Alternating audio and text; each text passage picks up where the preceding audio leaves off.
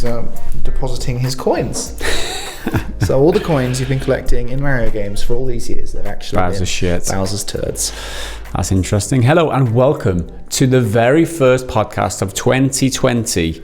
This is podcast number 44 from PGG. Hello, a croeso podcast rhyw pedwar. Right? There you have it. That's exactly what I was going to say. That's exactly right on the tip of my tongue. Yeah, I'm joined today by Mr. Henry. Bowser's taking a shot on my t-shirt. Cooper. Well, if my shits looked that good, I'd be a very rich man. Imagine if every poo you took was a solid gold coin. It might hurt. Probably quite a lot. Hurt to pass it, but especially if you consider the size of the coins in comparison to Mario's size, because they're huge. Yeah. But you'd be a very rich man, so I think it could be worth it. And you could use the money to build a machine or an apparatus to make extraction a little easier, a little less painful. Okay. Some high quality lubrication. Okay, high quality lubrication is the direction of today's podcast. By the way, we've got some updates to everything before I get into what we're going to be talking about today. So we have moved office now. We are now in a new location. As you can see, that this thing here, it's real this time. It's actual real wall. It's no green screen anymore. It's real. We're in a new place. So we got new camera as well. So it's a different setup. So bear with us if we do have technical difficulties this week. That's why there's a third laptop on this table. It's not because we're showing off, because we've got just all this technology in front of us. I do have to monitor what's going on in that camera, because if it goes off, then it's going to be a disaster, let's say. It's all changed. The content has been a little bit different this week too, you might have noticed, but we'll get onto that in a bit maybe. So in today's gaming podcast, we will be discussing, the main discussion will be what we're looking forward to in terms of games coming out in 2020, because I feel that's a good topic to start off the year starting with. Point suggested by one of our lovely patrons. And so after that, we'll be taking the Discord questions as usual from the Patreon community. Return of the Triggered Fanboy come out of the week. You'll be pleased to hear. We'll be reading some YouTube comments, and then our new my best favourite segment of the week, which is the dad joke makes a return. It's back, baby. Return of the dad joke. Well, the much requested segment will return on a weekly basis from now on. It'll just kind of be closing remarks with a dad joke. Yeah, what exactly. better way to round things off? So there you go. You are up then, Henry. Just to preface this whole discussion, I've been working very hard this morning on my daily news triple, and Henry's been doing all the research on this one. So when I say research, it's not been that much of a research heavy thing, because the topic of discussion is suggested by that grumpy ass gamer on our Patreon Discord, which says, "Hi Henry/Gaz, Happy New Year. Hope the fat guy was good to you both." I think the fat guy became me in the Christmas break. But you're referring to Henry? Yeah, he was all right. He wasn't, I'm like halfway between skinny and fat the whole time. Anyway, what 2020 games are you most excited about, and why? I'm personally looking forward to Resident Evil 3, so we'll jump onto that quite now. It's a good place to start. Let's join with That's what I mean. This didn't really take any research, because it was just a bunch of games I already know are coming, and me just explaining why I think they're going to be fun. Yeah. So Resident Evil 3, it's gonna be awesome, even if it's not. I have full confidence that it will be.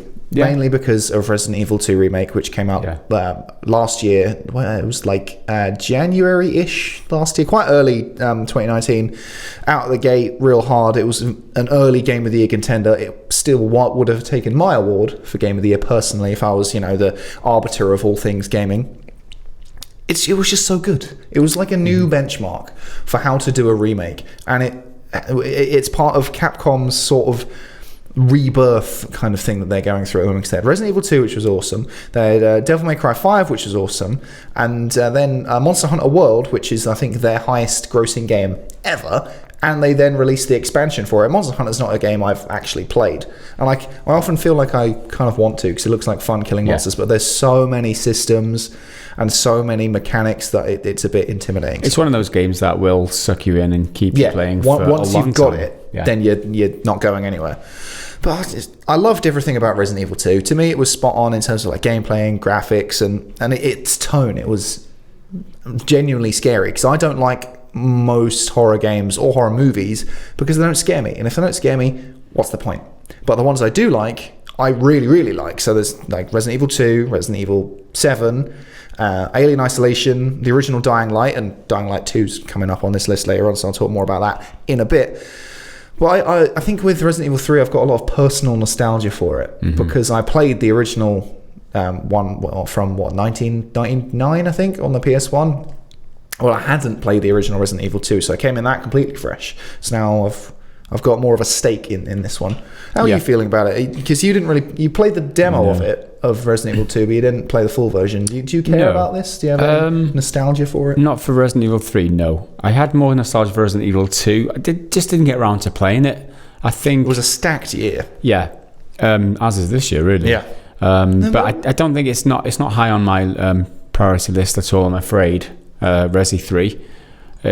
It's a franchise I've dabbled with in the past, but it's not something that is on my top of my to-do list, that's for sure. So that's a pass for me, I'm afraid. I've been so in and out of Resident Evil. Sometimes I'm like, oh, I love it, this is amazing, and then you get to 5 and 6 and I'm like, I sort of really enjoy it still, but it's just not the same thing. It's not the same game at all. But yeah, Resident Evil's in a weird place, but hopefully it's having like it's troughed for a bit and now it's going to come back up. They're doing really well with the remakes, that's for sure. They're reinventing the games almost. It's the same game, but it's not the same game at the same time. Very much. It's not just a cash in remake. What's a good example? The Batman Arkham remakes, complete waste of time. They just slightly upscaled versions of the old ones with nothing different. Same with like when Call of Duty remastered Modern Warfare, which was again like, what's the point? You added in the old maps, but for money again. Exactly. Which is the whole thing. But anyway, we're not talking about monetization right now. We're going to move on to my next most anticipated. Oh, these aren't in any particular order, but this next one's maybe the number one, and it is The Last of Us 2. Yes, which I imagine is quite high on your list as well. It is very high on my list. It's second on my list, I'll say. What could be number one? No guesses from what's number one. Yeah, it definitely is top of my list because I thoroughly enjoyed the first one, and I've got a lot of faith in Naughty Dog and Neil Druckmann and what he does. He tells a fantastic story. He left us kind of on a bit of a cliffhanger at the end of the first one, and I'm really interested to get stuck in with a second one. It looks really gritty from what they've shown off so far. It's very real, gritty, hard. The world is a horrible place. You're going to have to make some decisions and do some horrible things, and those are the type of like adult themes that really resonate with me and I appreciate. So there's not many games out there like that, and The Last of Us 2 is one of my second most anticipated because of it. Well, I totally agree with what you mean about the grittiness and the brutality, because a lot of the times there's so many gory games like Mortal Kombat or something. It's known for being really, really violent, but that's not what makes it like adult. For Last of Us. Last of Us is violent, but it's looking at it from, it's criticizing itself it's like, this is violent, you're not necessarily meant to enjoy it, although everyone does love getting a baseball bat and smashing a zombie's head in. There is no denying that is always fun. It's just like the part that resonates with me, I guess, is at the very end, like Joel's making a decision about what to do with Ellie or whatever, and he in the very last, I can't remember exactly how it goes down, but there's one situation where he brutally, there's a situation where, are you my friend, Joel? Are we mates? And then he just completely obliterates this human body in front of everyone. And it's like, Joel, you were a hard ass, but you didn't have to do it like that. Yeah, so that's the thing. Like all of these characters, they through their own choices or the unfortunate circumstances, they do horrible things. Things. You kind of think to yourself, well, maybe you could have not done that. Maybe you could have talk to the guy, reason with him. No, it's him or me. I'm beating his face in. Yeah, I will not be happy if Joel doesn't take up a lot of screen time in this game. I think that if he, I don't know, he has to be a part. I mean, Ellie was a part in the first game for a certain segment of it, which we weren't really expecting. So Ellie's going to be the main character in the second one, but if they don't do the same for Joel in the second one like they did fairly in the first, I will not be happy. Or just getting like one chapter to himself. He needs something. He needs a meet. Druckmann knows how much we love Joel. Yeah. How he couldn't do it to us. I really hope that he's not dead, because that's one of the popular fan theories that he's dead all along and he's a figment of Ellie's imagination. I'm like, I mean, it's something we've seen so many times recently as well, but I just don't want that. I want him to die right at the end. He should die. I want Joel to die. He should die. Come on, man. Because that's one of the big things why I'm excited for going into this one. Has, spoiler alert, well, not really, but has Ellie found out the truth? Yeah. Like, because of the way the game ends, I'll try not to tell you, as Gaz said, it's a bit of a cliffhanger. Has Ellie, discovered what really happened? And then there's questions of, like, is she still technically infected? Is that because she got bit, but it was still sort of like bubbling up and crusting up her skin? So is that spreading? What does that all mean? And then there's the mystery woman from one of the trailers. I think it's Paris Games Week 2017, where there's this mystery woman who's like buff as hell, gets like strung up. Yeah. That's it. I couldn't decide if I wanted to go hanged or hung, but it's hanged, I think. Yeah. We don't know who she is. There's theories saying that she's possibly Ellie's mum, but we don't know. And all of that I'm really excited for, but I definitely don't need any more trailers. I mean, if they come out, I'll still probably watch them, but I don't need any more, because I kind of I know how it's going to play. It's probably going to play the same as the first one. And the first one, the gameplay, it's arguably quite clunky, especially in terms of the shooting. But I'm quite confident that we'll move past that now, because everyone has upped their game in that sort of way. Shooting mechanics and stuff are just better now. Whereas at the time they were fine. You've got the quick dodge mechanic in it now, which they've added because Ellie is more maneuverable. Let's say on the battle grounds. And even little things like being able to go prone, that ups like your different stealth opportunities. And I'm a big if I can go stealthy, I will pretty much all the time. But I'm really excited for it. But I could just put my fingers in my ears, cover my eyes, and just wait until May when it finally comes out. I could just plenty to get on with until then, that's for sure. But a game I would like to see a little bit more of, which is probably what I imagine your number one most excited game is. What would that be? Cyberpunk 2077. Is that your number one? Absolutely right. And the reason is because we've played Last of Us before. Cyberpunk is a totally new IP. Yeah, totally. And it's something that really it's first person and first-person PC game, an RPG, CD Projekt Red. It ticks so many boxes that I just can't wait to play it and see what it's like, because it's going to be something special. Well, it should be something special. Whether we're hyping it up too much and then we're going to be let down, I don't know. Yeah, that's a very real possibility. That's something that we have to try and manage our expectations, right? Yeah, I'd like to see a bit more gameplay of it, because we saw the 40-odd minute gameplay from 2 years ago, I think, but even that was quite highly curated, and they were constantly like, this is a work in progress, blah blah blah. I want to see where it's at now, because it's not too long until it's out. It's out in April, supposedly.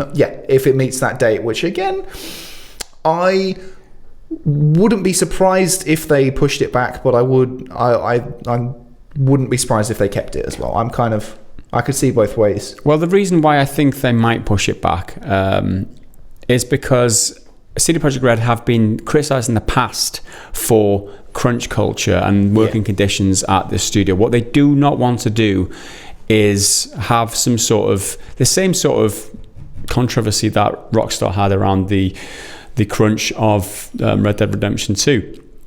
So them being very conscientious in the media world, let's say, very PR conscious, they do not want any of that. So therefore, they would probably rather delay the game than put their developers under too much pressure. So, but on the same token, they've got to meet certain deadlines with because they are answerable to the shareholders and they expect results. So April is the end of the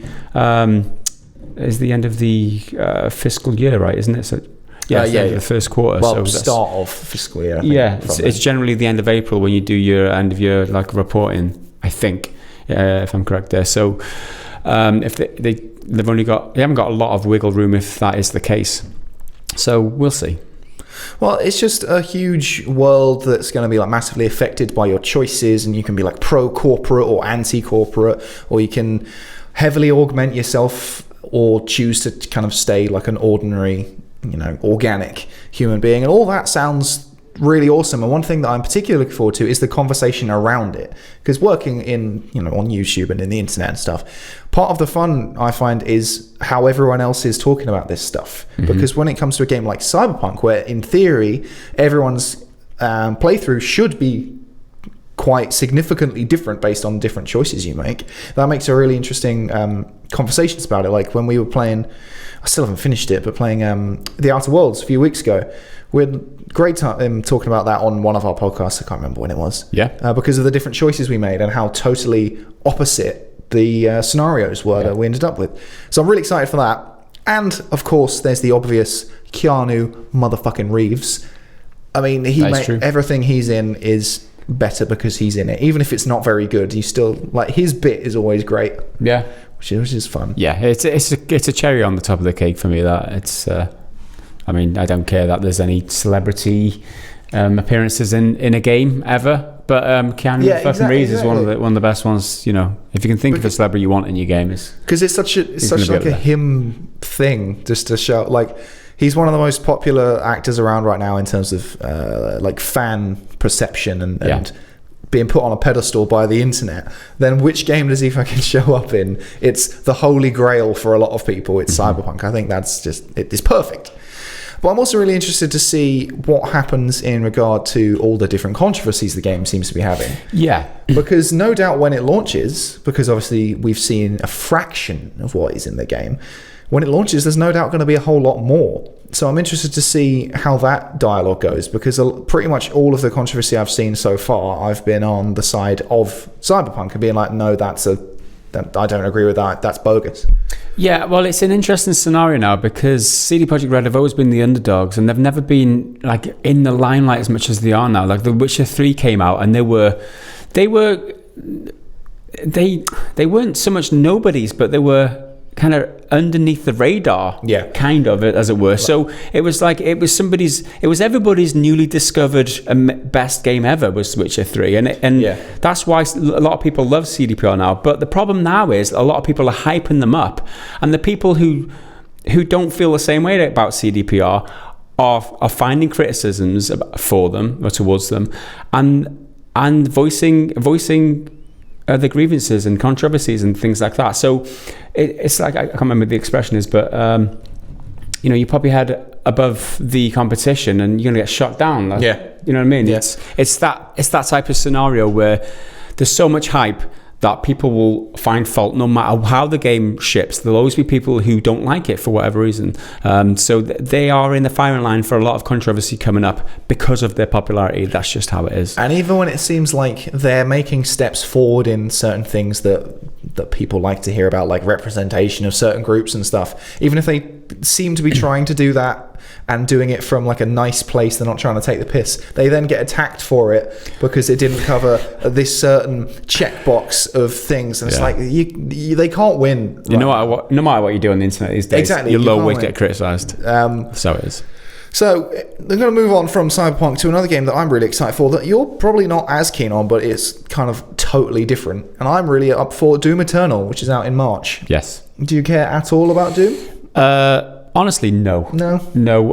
I'm happy that people like it and enjoy playing it, but I played the original Doom. It just didn't connect with me. I don't know. It wasn't my kind of game.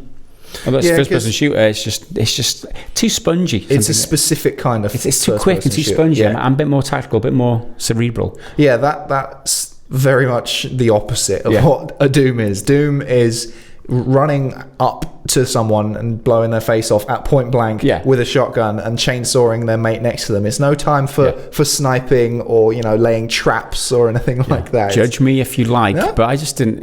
It just didn't connect with me. The game is probably really great, but it just didn't connect. You might connect with this one because they've now got, like, I think they call it the meat hook, which is on your shotgun. It's like a grappling hook, so that can connect with you, if you forgive the horrendous pun.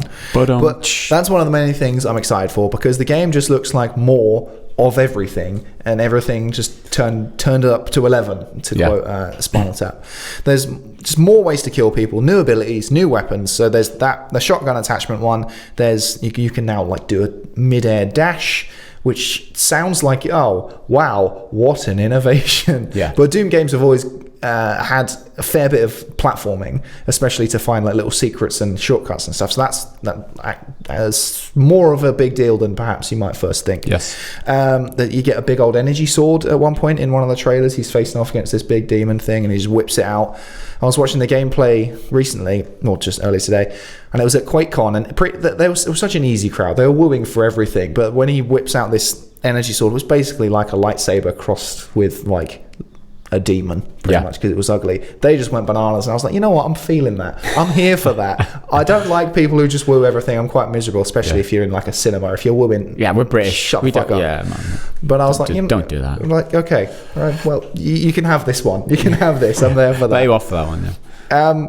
And in terms of story, because I generally like story-driven games, very story-heavy games, and Doom has never really been that. There's been a story, and that's mainly just justifying you killing monsters. Like, this is you, this is where they come from, kill them. That's the extent of it. But apparently in this one, they're kind of seeding a little bit more lore, but very much in the background. Like, I think in 2016 there was like these tablet things you could interact with, and it would tell you about the legend of the Doom Slayer and all this extra stuff, and you're like this warrior who's reincarnated over and over again to kill demons and shit.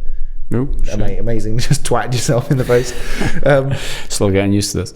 So that sounds cool. And the first, no, not the first one, sorry, the Doom 2016 ended on a big cliffhanger again, which really annoyed me because I was expecting one extra fight and then it just stopped. Yeah. Because the Dr. Samuel Hayden, who's like a robot, he's in charge of everything, he's helping you, then he betrays you right at the end and fucks off to like take all your spoils, basically. I was fully expecting just to fight him and just have one gnarly blowout and be like, all right, that's it. That's the game done. They're just setting up the sequel. But they were just like, no. It's like, why bother? That's proper sequel bait ending. Yeah. But, you know, I got the sequel now. You got the sequel. So that's fine. They've got this thing called the Destructible Demons system, which sounds really disgusting. And it's basically when you shoot them, bits of them fall off. And it doesn't sound like that big a deal. But if you shoot someone in the leg, I expect their leg to explode. I expect your leg to explode. But then they're still alive, and they'll keep coming for you. Shoot off like a horn or whatever. Yeah. I mean, no, I like that. It's like disgusting. That's good. But I'm here for it. And arguably the biggest thing of all is just more of the Doom soundtrack by Mick Gordon. The Doom soundtrack was phenomenal, and that's probably going to win the Music Game of the Year award. Right. I'd be surprised. It's a big shout. That big shout could win Game of the Year altogether, but we'll see. They'll definitely get music. We shall see. Here we go. On the 9th of January, in just under a year's time, Doom is getting Best Music Award. Come back to this podcast and tell me. There you go. Anyway, next up is a game that I think a lot of people have sort of forgotten about, and I was really excited about it when it was first announced, and then it went all quiet for a bit, but I think we're probably going to see something again about it soon, is Dying Light 2. Now, Dying Light was very much a sleeper hit in 2015, but this new one seems to be turning everything right up, kind of like Doom, and making it more of a fleshed out experience, because Dying Light, its loop is based around the mechanics of parkour and actually good parkour. First person parkour. Which is first person parkour without getting really dizzy and nauseous or nauseating. Weapon crafting and like modding, so you can get a cricket bat and then stick a little blowtorch on it, and there you go, you've got a fire cricket bat with some punny name that does fire damage. And it's zombies. It's zombies. Yep. They managed to innovate the zombie genre, which not many people seem to be able to do anymore, because zombies are quite easy that you kill them. But that game did really well, but there wasn't much more to it than that. It was really fun, but the story was a bit flat, the characters were a bit boring, but this new one seems to be just kind of had the AAA injection kind of thing, like more cinematic, more blockbustery, proper story, proper characters, and the most interesting thing is that the world is supposed to react to you. Literally, but I don't just mean the abstract world. I mean the actual gameplay environment will change based on your decisions. Well, that's one of the main reasons why I'm excited for this, because there is RPG in there, right? So whatever decision you make, whatever faction you ally with, it will affect the real, it really affect the game world. So if you help one faction, they will take over a district, and the world will look differently as a result. And one of the other reasons why I'm really excited for this is because the legendary Chris Avalon himself is working with, is it Techland? Techland. With Techland in Poland, another Polish company. Yeah, another awesome Polish company, to write this. So, Chris Avalon obviously, speaks for himself. Has worked on some tremendous games in the past. The Fallout series, among them, being one of that's closest to my heart. So yeah, it's something that I will be taking a look at. Dying Light 2. It's one of the ones that I did play some of the first one, but I was trying out the Tobii eye tracker, because I don't know if you've heard of the Tobii eye tracker, but this is a bit of tech that you can just plug into your PC, and it tracks your eyes. So if you're running the game and you look at a ledge, it will jump on the ledge for you, which is pretty cool. It's in concept, yeah. It's a bit of a gimmick though, because sometimes it doesn't do what you want it to do. Sometimes it might do something you don't want it to do. So it's more of it's something that doesn't really add that much to your gameplay experience. But on paper, it sounds really cool. But anyway, those are the conditions I was playing the original Dying Light, and I am of a mind to maybe go back and play it, because I know that it's a decent RPG with like deep gameplay mechanics, and it's something that if I was gonna. The problem is there's just too many games. There's just too many games. It's what a weird world that we live in. If you go back like a few years ago, tell yourself, oh, there's too many games, you'd be like, what? How is that a bad thing? Games are amazing. It's a bad thing because we don't have time to play the other ones. But I love Dying Light, and it's one of my favorite examples of a game I wouldn't have bought unless I had the demo, because there was an hour-long demo in a portion of the map. You could pretty much go anywhere. There was a mission, but you could kind of just run until you died or the timer ran out. And I played that over and over and over and over again. And my girlfriend just bought it for me as like a surprise after Christmas. Oh, it was in the sale. Here you go. I was like, oh my God, yes! Oh my God! So I never obviously got the full version. And it's just so good. And this new one, I think the map is meant to be like 4 times bigger or something, which is quite a lot bigger. Yeah. But it seems to also have a lot more verticality, because in the first one you're mainly on ground level or like sort of rooftops, but this one has more like skyscrapers, and so there's a bit more stuff going on there. New zombie types, and the fact that the world will then change based on your decisions makes all of that, which was already interesting, even cooler. Yeah. Because there's a bit in one of the trailers where like you break into this compound, and that you've got to threaten this guy to turn on the water pump so that your people can get water, and he's like hoarding it all. And he's like, no, don't believe what they're saying to you. There's a conspiracy. We're all being lied to. So then you have a choice. Do you side with the guy you came in with, or do you side with this guy? The trailer player sided with his friend, the person he was already with. They turned on the water, which was like, yeah, great, my people get water. But then this entire new area was drained because it was flooded, and that's where all the water was. So they drained it, and there's a completely new area full of places to explore, but then also a million zombies because it was flooded for a reason. So your choices have potentially horrendous consequences, which sounds amazing, and the kind of thing I will be guilt-stricken over for days. It's like, oh, look, cool, I found a new weapon in this submerged area. Oh, wait, there's 1,000 new zombie types that I've not encountered before. One of them games where you save just before the... absolutely. Save just in case you have buyer's remorse and like, shit, I should have done that. Yeah, oh no, it's fine. Look at all these zombies. Reload. It's like when you do a choose your own adventure book and you don't... turn to page thingy to go down the dungeon. Oh, no, I didn't do that. Didn't mean that. Nobody saw me. I didn't take my finger off the page. Sorry. There you go. So the next one I've got up on my list, and it's kind of the final one that we're really kind of going to elaborate Going deep on, is Ghost of Tsushima. Yeah. Mainly because, just like Cyberpunk, it's a brand new IP, but it's a totally different direction from the company who make it. So it's out sometime in 2020, and it's made by Sucker Punch. And they are best known for the Infamous series, which is like a superhero open world action game thing. The last one I think they did was, there's the spin-off of a spin-off, because they did Second Son and then First Flight or First Light, something like that, and it wasn't that well received. It was like fine. And even Second Son was one of the launch titles for the PS4, but it was kind of criticized for not pushing the system to its limit and really making the most of the new hardware. But it's a fun enough game. But The new one, Ghost of Tsushima, looks like a really moody, really serious, story-driven thing. And in case you don't know, it's set in feudal Japan on the island of Tsushima during the 1270s. Yeah, set during the first Mongol invasion of Japan. And you play as a guy who I think your tribe is not your tribe. Your community or village is destroyed. So you've got to do what you do in a video game. You take revenge. It's the best video game opening plot ever. And you've got to learn new techniques and kill these guys. The biggest reservation I've got is that we don't really know that much about the gameplay. Because there was an extended sort of scripted gameplay thing from I think 2 years ago, which showed off a bit of sword combat, which looked quite cool, like slow and methodical, very what you think of when you're a samurai. Like you don't make a attack unless it's going to be lethal, pretty much. And a bit of stealth stuff like climbing walls and using a grappling hook and jumping down on people. Very Assassin's Creed, because Ubisoft seem too afraid to take their franchise there, even though everyone wants them to. So that's my biggest reservation. And that could mean it's disappointing, but it's still very much in my wheelhouse of the kind of game I like. So I think no matter what, I will still enjoy it. Yeah, I'm a bit... There's a couple of reasons why I'm still a bit reserved about Ghost of Tsushima. I'm not entirely excited about it. It's because I don't have a lot of experience with Sucker Punch. I mean, I don't know how good Infamous and Sly Cooper, is that the other game they did? Yeah, Sly Cooper. I don't know how good those games were. But in my head, if they were any good, I would have heard of Sucker Punch more about them. I don't know. So it's just faith in the development studio for one, and the other is like the fact that we haven't seen much from the game in terms of gameplay.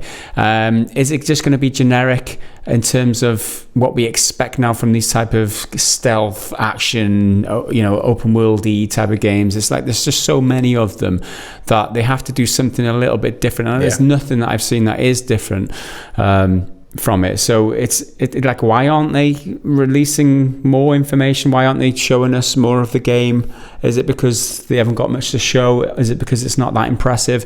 There's just a lot of questions at the moment, and until I'm convinced, I just won't be as excited about this. If it was a developer that I had experience with, like Naughty Dog, for example, and Last of Us Part 2, then I would be more excited. But it's not that the game's going to be bad. It's not that I expect the game to be bad. It's just that I just have no reason to be excited.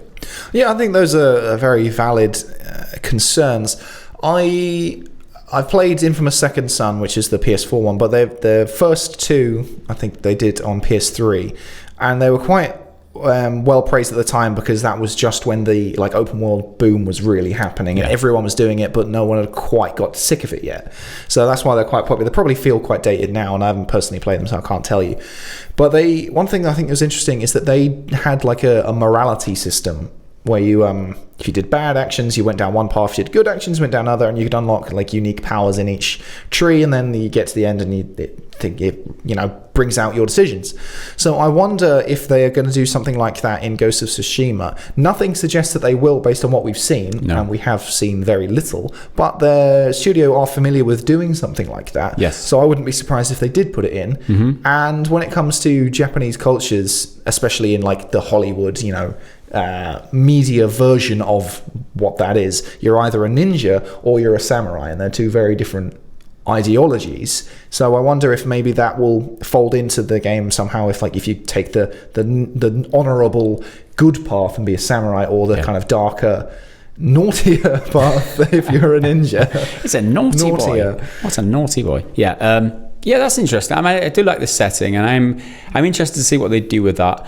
But like you said, there's not very many game mechanics shown off. Yeah. So what can we get excited for? I'm not one to be wooed by just images, by environments, by pictures, but by what I see. I want to know how it's going to play. That's the thing. They have made it look very pretty. If you like your filmography and cinematography and nice direction, that's absolutely here, and I like a lot of that, so that's nice. But I need to know more about the actual gameplay too. There you go. So that's most of the stuff I've got in terms of what I'm really excited for and really got a lot of things to say about. But now I've got a few different honourable mentions, which Mark, I could probably elaborate for ages on. But let's go through them on that. Okay, well, the first one on my list is not a game I really know anything about. I just love the look of it, and I've seen a couple of the trailers. Is Vampire the Masquerade Bloodlines 2, which is the longest name for a game in the world, but I have no experience with the first one.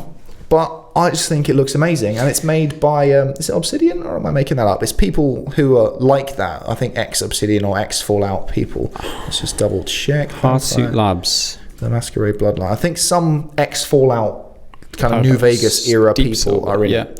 Yeah. I mean, everything I've heard about Bloodlines 2 is just excitement, because people who played the original Bloodlines love it, right? So it's one of those, again, a sleeper, or maybe more of a cult following. I mean, maybe I'm underselling how popular it was there, and forgive me if I'm doing that. But again, it's not one that was on my radar. But because so many people are excited about this, it gets me excited, and it is a sequel to a known entity. So yeah, it's RPG by all accounts, and it's something that is going to be on my list of to check out list. Yeah, definitely. So, yeah, that's for sure. Well, I love a nice focused RPG where they've kind of set you up with a specific role, because things like Skyrim are great, but it's still, you're kind of like it's fantasy setting and here's all your options. But in Vampire the Masquerade, you're a vampire, this is what you are, and now you can be different classes of vampires, and that might not be something you've ever really considered before. Yeah. But now my perception of a vampire is something a lot like Dracula, very like smart and like button up and serious. But then there'll be other vampires in the game with different classes which are more mangy and almost like zombies because they're kind of decrepit and horrible, and I love that. A good bit of proper lore. And I think the idea of the Vampire the Masquerade Bloodlines is that it is in the real world. It's like the secret society of vampires, because that's what the Masquerade is. It's like the hiding from society and all that. And I think that adds a load of layers to it, and I'm really excited for that sort of thing. But I just don't know enough about it, and I don't have enough stake in it. Well, one game that I am really excited for, and would be maybe really high up there, and you'd be surprised to hear this because I do love my indie games, it is Sports Story. Now, this is the follow-up to the fantastic Golf Story, which was a Nintendo Switch exclusive. I absolutely loved that game. One of the best like indie RPGs that I've ever played. Now, Sports Story is coming out in Q2 2020, developed by Sidebar Games, and I cannot wait for it. I think, it's in my top 5 most anticipated. Yeah, it's a pixel art indie game, and people might scoff at that, but I love indie games. I just love indie games when there's story, when there's character, when there's gameplay. It's just it's just what it is. It doesn't have to have a huge budget to be an awesome game. So another one, like a bit of a Minecraft Dungeons looks interesting to me because it just looks like Diablo, but with a Minecraft skin, and I'm down for that, right? It's just a Minecraft skinned Diablo. It just seems like cool. A good time. I could play that with my kids because they would love that. So that's something that I'm looking forward to as well. Minecraft's something that I've just never clicked with. I love that people love it, but it's not for me. And in a similar vein, a game that I've never clicked with is Final Fantasy VII. That being said, the remake does look really cool. But I know a lot of people say that's sacrilege because it's one of the widely regarded to be one of the greatest games of all time, and you can't play the new one if you haven't played the original type thing. But I'm like, well, stop gatekeeping. You stop gatekeeping. Being a dick. The same with things like the new Star Wars is. Even if you don't like them, because there's plenty not to like, there are great opportunities to get new fans into this, because a lot of kids, they're never going to have seen the older Star Wars. They're never going to have played the original Final Fantasy VII because it came out in like 1998, something like that. I can't really remember. And I would have been a wee 3-year-old at that time. But the remake looks really cool because my biggest barrier when it comes to Final Fantasies is I don't really like turn-based games. It's never. Why can't I just let me hit you? Just let me hit you. Yeah. Why can't I? So this one, it's more of a real-time approach. And I've always said, if you took a game like Devil May Cry hack and slash stuff and made a Final Fantasy game out of that, I would 100% be there. And that seems like what they've done this time. But apparently you can switch and do the turn-based stuff as well if you want to, which I think is the best of both worlds. Yeah, it is great. The biggest drawback is that we still don't know when the actual full game is going to come out because they've split it up into X amount of episodes. They don't even know how many episodes it's going to be, which is questionable because Square Enix have been a bit up and down and all over the place and left and right recently, but they don't really know whether they want to be evil corporate game company or nice, endearing, we're just a Japanese company doing Japanese-ass games. But I think it could be cool. I know a lot of people are really excited for it. Have you got any others you think are worth mentioning? Because I've got loads to list. Yeah, you keep going and I'll jump in. Well, the next one up on my list, my next couple, are games I don't really know anything about. I just have faith in the studios. And the first one is a game called Outriders, which is a new sci-fi IP by the development studio People Can Fly. And People Can Fly did Bulletstorm, and Bulletstorm was so much fun. It was sort of really terrible because it was cheesy, it was stupid, kind of a bit like Borderlands in that way, very like over the top and ridiculous, but it was just so much fun to play.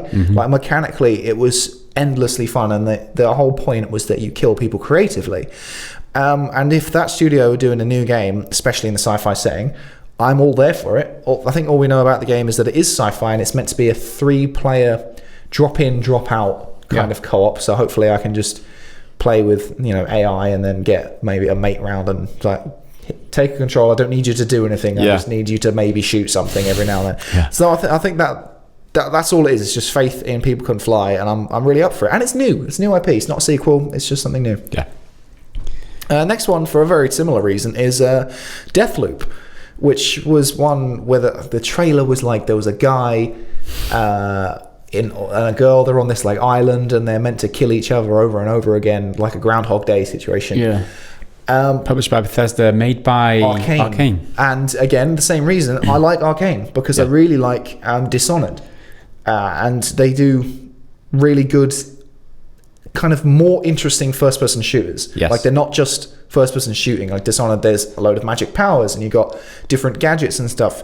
I really like that. So Deathloop sounds interesting. And very, very similar concept is an indie game called 12 Minutes. That did look interesting. That wasn't that caught my eye. Was it E3 that? Yeah, one of them. And again, it's like a Groundhog Day thing. We didn't really know much about it, but the trailer was like a top down of this apartment, and there's like a couple, man and woman, they're having like an argument or something, and then this guy bursts in, and it looked like Hitman, because the guy who bursts in is in a black suit and he's a bald head, so your brain immediately goes, that's Hitman. But no, it's this like low-key indie game. It's narrative driven, which is I don't know, it's got pros and its cons. I mean, replayability factor isn't there, because once you know the story, then it's not as quite as intriguing. But it's, the game is an indie game and it's called 12 Minutes. How long does it actually play for? You know what I mean? Are you going to play 2 hours worth of gameplay out of it and then it's done? There are some great games that do that. However, I don't know. It looks great, but it's probably a one and done type of game. And if it's an indie game, I'd like quite a bit of gameplay from it. I don't know. I'm just being... it depends if they can really stretch out the different realities, I guess you'd call it. Threads. The different days or the different, bulks of 12 minutes. If you can do 1,000 different things and each time you've got to do it. It's like a mystery game though, isn't it? So it's essentially what The Outer Wilds does, which resets the game every 22 minutes because the sun explodes. You've got to figure a certain amount out each 12 minutes in order to progress next time that you go. Like a rogue-esque type of game. Now, the thing is with games like that, they run the risk of becoming repetitive, but if they do it right, it can be really rewarding to know exactly where you're going. It's like, right, I need to go in that room, get that item, take it there, do this, and then you get to the new thing. If you retrace all your steps and you get really good at that, it works. But as I said, it can get really repetitive if they do it wrong. But the next one I've got up is another indie game called Carrion, and all I know about this game is you play as this. It's like a pixel art 2D, not really a side scroller, but you do scroll sideways. It's 2D. You're this blob of smush tentacle red gloop. Basically, you're the creature from The Thing, the shape-shifting ugly monster, and you travel through the room, the labyrinth or whatever, and you just eat people. It's a horror movie where you're the monster, and it just looks like ridiculous it does fun. Look very good, And Devolver Digital gruesome, are behind it, so chances are it's probably going to be good. They've got a really good track record. One that hopefully comes out this year. I don't know if this is confirmed to be, but Mountain Blade 2. I want it to come out. It says recent early access in March. So that's what it says here. Whether that will be true. I loved the original one. It's one of those games that has so many different gameplay types to it. You've got this overworld map where you're traveling around. You can go into cities. It's a sandbox game, so you can ally yourself with all different factions and then do missions for factions, gain reputation, renown, and gain land and everything with it. And also you've got this real-time battle system, which is just awesome. It's a bit like the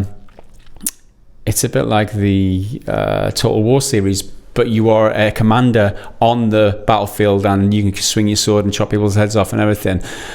So the sequel to that, Mountain Blade 2 Bannerlord, is so appealing to me. I hope they do it right. It was announced so long ago and I've taken so long to it. Tailworlds Entertainment is the developer, and they are kind of an indie-sized studio, so the fact that it's taken so long is no indication that it's going to be highly polished. It just means that I've got a small team. So hopefully it is coming to early access, which means that hopefully they get lots of feedback from the players and then they can polish it up to be something special. But yeah, that's in my top 5 as well, I would say. Yeah. Groovy. The next one I've got up is a game called Maneater. And searching for footage of that on YouTube was foolish because I didn't put the word Maneater game. So I got a bunch of the songs. But it's GTA with a shark, essentially. Yeah. So that's the elevator premise of it, yeah. Which sounds fun, like for 5 minutes. Like, okay, yeah, I could play as a shark and I could swim around and eat people. All right, cool. But for some recent footage that I've seen, it seems like way more of an RPG than it first seemed. So you level up and you start off as like quite a little shark, and you grow bigger and bigger, and then eventually you start to evolve and get like weird bone jagged crap coming out of you, and you look really proper monstrous, and it just looks like fun. And no doubt a lot of animal rights people will get a bit upset because it demonizes sharks, and sharks are meant to be quite peaceful and they don't mean to attack you. But I don't care, it looks like fun. Yeah. I don't have anything more to say. GTA where you're a shark. I think there's a mod for that on GTA Online on PC anyway, but why mod it when I can get a dedicated game where I can live out my desires of being a shark? There you go. The next one I've got, which will follow in nicely to the next topic discussion, is Marvel's Avengers. Now, I say that because it could be one of the biggest disappointments of 2020. It has potential to be really good because it's Marvel, so they've got loads of money behind it. They can basically funnel as much money into the game as they need. It's being developed by Square Enix, just like Final Fantasy VII. So again, they could be being good this year. They could not misstep, but this could be the opportunity where they do take a misstep, because it's games as a service, which is what no one really wants to hear. No one likes that, but I'm waiting for a really good example of how to do it. There's a few of games people like. I mentioned it earlier in the week, Rainbow Six Siege. People really like that as an example of games as a service done well. Games like Fortnite, whether or not you like it as a fun game to play, it's got its fan base and it's the biggest game on the planet. That's it. Makes billions of dollars a year. Yeah, it makes a lot. So if Marvel's Avengers can get that games as a service thing right and make a good game, I'll be all for it. But I just don't know. It could be the biggest disappointment of 2020. Yeah. One that hasn't been we haven't said, and it's a pretty big one, is Halo Infinite. That's coming out this year. But I've no experience with the Halo franchise, so it's not something that I'm looking forward to. Although I thought I'd mention it because it's a big game, and everyone would be like, "What the fuck?" I thought about putting it in there, but then I was struggling to put it somewhere because I'm not that excited for it. It's not really an honourable mention, and I don't think it will be disappointing because I'm so numb to it. Yeah. Halo 1, 2 and 3 were great. ODST was great. Reach was great. I think both of those are kind of having a second wind at the moment. Yeah. Halo 4 was fine. I didn't even play Halo 5 because I didn't have an Xbox One. But I don't know, man. Halo's got to do something big to get people interested again, especially as I'm a Sony pony, not an X-Bone. So there you go. It's going to take a lot for it to entice me over, but I hope it's good. I don't want any of these games to be bad, even the ones I've listed as disappointed. No one wants a game to be bad. Crusader Kings 3 is coming out this year too. Just spotted that. I'm just looking through a list here of games. I'm not just ignoring Henry like I normally do. I'm doing research on the fly, but the Medal of Honor Above and Beyond looks pretty cool. Is that the VR one? VR one, that's from Respawn. That looks pretty cool. I checked that out. That's a bit of a developer faith. Yeah, they can maybe do something cool with exactly. And that about it. I can't really see a lot else that's sticking out to me right now. But let us know what we missed, because there's obviously going to be one that you love and we missed, and you're going to be triggered by, and you'll be like, "What the fuck, guys? How did you miss this one?" It's because it's just not high on our agenda, probably, or it's probably just a shit game. One of the two. Yeah, your favorite game that's coming this year sucks. So let us know down in the comments, or correct us in the comments, and let us know what we missed. Well, so as I briefly touched on earlier, we're now going to go into what could be the biggest disappointments of 2020. Now, this is this the next segment? Are we going into the discussion? No, this is not quite yet. The next topic suggestion by tons from the Discord. So, Lance, to follow up the question before me, what do you think will be the biggest disappointments of 2020? Now, I'm going to throw out a blanket one just to begin with, and I'm going to say any Call of Duty or any EA kind of sports game like your FIFAs and Madden, all of those, they kind of goes without saying. So I'm going to blanket all of them into one box.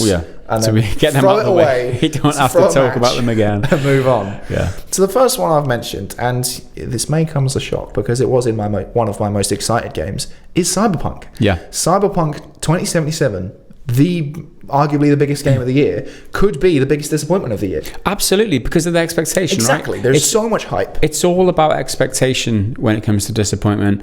And the games that are most hyped and most people are looking forward to are the ones with the biggest potential to be disappointments. Yeah. And this is a personal thing, and it's not something that we can ever say, oh, that is definitely the biggest disappointment, because it's all personal taste. Some people might like Cyberpunk. There'll be people who don't like Cyberpunk. People don't like it already just because it's first person, just because you can't see a character when you play. Just people because don't like it because it's popular. Yeah. Like it'll come out and it'll rock a load of people's worlds, and some people are like, no, it's shit because it's trendy. Yeah. But I have faith in CDPR. There's certain things that they do in The Witcher that is just core, fundamental, good development that will carry over to Cyberpunk, no doubt, because it's an RPG. And I think that they will do right by the game. I don't think it will be a huge disappointment, personally. Well, that's the thing. Coming from The Witcher and having such an amazing reputation with fans and just kind of the internet in general, that's a lot of pressure for them to live up. Because if the game's not amazing, they run the risk. And if it's just good, if it's a low 80s or a high 70s on Metacritic, that's still going to wind up a lot of people, and they're going to say the game's trash. Yeah. It's nowhere near as good as it. Even though a high 70, a low 80, that's still a good game. Yeah. That's still more than playable. So they run the risk of it being considered bad, even though it's not necessarily, it's just perhaps comparatively bad. Yeah, exactly. One of my biggest questions is, will it even run? Because it's one of the most ambitious games around. It's going to be huge. There's loads of content, and then there's just what you consider little stuff, like just mathematically, the map is massive. Yeah. And it goes up as well as it's a lot like vertical as well as horizontal. Mm-hmm. All the different dialogue options, because it's a heavy RPG with lots of different choices. They're going to have to literally double all of those because of male and female voices. That's assuming you only have one male voice and one female voice. Yeah, even little things like that will, eat system resources. So how well is it even going to perform? It'll be fine. It'll be fine. Trust me, guys. Trust me. Well, that's the thing. The Witcher Oracle 3 Gaz has spoken. Witcher 3 launched with a fair few issues that a lot of people like to forget, and I was late to the party on that, so I hadn't experienced them. But I have spoken. All right, you little Orgnaut. Okay. So next up, can I take this one? Yeah, you. The next up, which is probably going to be a disappointment because it kind of looks good, but it's from Ubisoft, is Watch Dogs Legion. It's going to be disappointing because we all. I don't know how we're expecting anything different from Ubisoft. Whether it was the video we did this week saying that, they've promised. We weren't even sure in that video. We're kind of teetering the line. They promised to change their ways after Breakpoint was so bad, and Igimo said, we're giving them extra time, we're delaying the game so they can make the game better, polish it up a bit more. But I just get the niggling feeling that it's more like polishing up the microtransaction, functionality and shit, and just making pay $10 to be able to recruit an extra 5 people into your team. That type of shit. I would not put it past them for that. And I think that because it's Ubisoft, because of their recent track record with just generic bullshit, bland open worlds, that and additional monetization coming out of your nose and your ears, I think that Watch Dogs Legion will be a great concept, and it might be pretty interesting in some areas, but the rest of it, all the trimmings, will just be Ubisoft open worldness, and it's going to be a letdown. It's such a... I want it to not be a letdown. Don't get me wrong. I want it to be awesome, but it's just going to be... It's such a great idea that I don't want them to waste, and it's one of the perhaps hindrances to Cyberpunk is that it doesn't necessarily appear to be doing anything groundbreakingly new. It's just doing everything else really fucking well, and it's a question of, do you want Cyberpunk to do anything new? And if they try something new like Watch Dogs are, Watch Dogs is trying something new. If that's not good enough, then what's the point? Yeah. Well, I mean, the concept is that you can recruit any NPC in the whole entire world and play as them. And initially, when they say that, it's like, this is an awesome idea. But like I said in the video the other day, it just sounds like a marketing spiel to me, a marketing gimmick. Because if you think about it, how the fuck are they going to manage all those voices, all those bios, all that content in one open world? Like, there's no way in the world that they could render that many NPCs. I mean, okay, they've got tech to do it. They're developing the tech to be able to procedurally generate whatever. I mean, I understand that, but it just sounds a little bit too ambitious, and this is Ubisoft at the end of the day. I don't know. Yeah, maybe they do it, maybe they don't. I want them to be able to. I want good games, but then again, maybe if this one does fail, I mean, it's one fewer game to play next year, well, this year actually, in the slew of good games that seem to be coming out. Well, the next and final one I've got on the list is another one we brought up in the video the other day, is Skull and Bones, which I'm sure most of you probably have no idea what that is, because I'm not even sure Ubisoft really know what that is. And it was announced 2017 in E3 or something, and it was meant to come out in fall to autumn of 2018, so that's September, October, November. Lo and behold, it didn't happen, and it's now 2020, winter 2020.